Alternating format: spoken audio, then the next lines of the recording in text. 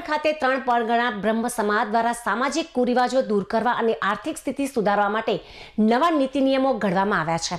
બ્રહ્મચારી શ્યામ સ્વરૂપ બાપુ અને મુકુંદ પ્રકાશ મહારાજની નિશ્રામાં 31 ડિસેમ્બર 2025ના રોજ મળેલી બેઠકમાં આ નિર્ણય લેવાયો હતો. આ નવું બંધારણ 18 જાન્યુઆરી 2026થી અમલમાં આવ્યું છે. આવા નવા નિયમો હેઠળ લગ્ન, સગાઈ અને મરણ પ્રસંગમાં થતા ખોટા ખર્ચા અને દેખાડા પર સંપૂર્ણ પ્રતિબંધ મૂકવામાં આવ્યો છે. નિયમોનો ભંગ કરનાર સભ્ય સામે કડક દંડ અને સામાજિક બહિષ્કાર જેવી કાર્યવાહી કરવાની જોગવાઈ પણ કરવામાં આવી છે. સગાઈના પ્રસંગે દીકરીને પાટે બેસાડી ડેકોરેશન કરવા કે ફોટા પાડવા પર પ્રતિબંધ મુકાયો છે. કપડાના બદલે માત્ર 100 રૂપિયા રોકડા આપવાનું નક્કી કરાયું છે.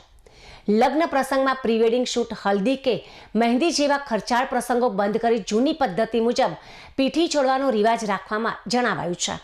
લગ્નમાં ભોજનની વાનગીઓ જ મર્યાદિત કરી માત્ર 5 આઇટમો રાખવા અને ચાઇનીઝ, પંજાબી કે કાઠિયાવાડી વાનગીઓ પર સંપૂર્ણ પ્રતિબંધ મુકાયો છે. જાનમાં 11થી વધુ વાહનો લઈ જવા નહીં અને ફટાકડા ફોડવા નહીં તેવો પણ નિર્ણય લેવાયો છે.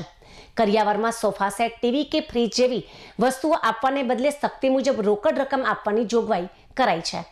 સમાજ માટે કલંકરૂપ એવા કન્યા વિક્રયના મામલે બંધારણમાં અત્યંત કડક વલણ અપનાવવામાં આવ્યું છે. દીકરીના સગપણમાં રૂપિયા લેનાર, આપનાર કે વચેટિયા તરીકેની ભૂમિકા ભજવનાર તમામ વ્યક્તિઓને ગુનેગાર ગણી તેમની પાસેથી રૂપિયા 2 લાખ સુધીનો દંડ વસૂલવામાં આવશે. મરણ પ્રસંગે પણ છાજિયા કૂટવા, પાર ગાવા કે બહેન દીકરીઓને કાપડના પૈસા આપવાની પ્રથા સંપૂર્ણ બંધ કરવામાં આવી છે. કોઈપણ સુપ્રસંગે વેલકમ એન્ટ્રી કે બર્થડે પાર્ટીની ઉજવણી કરવા પણ રોક લગાવાઈ છે.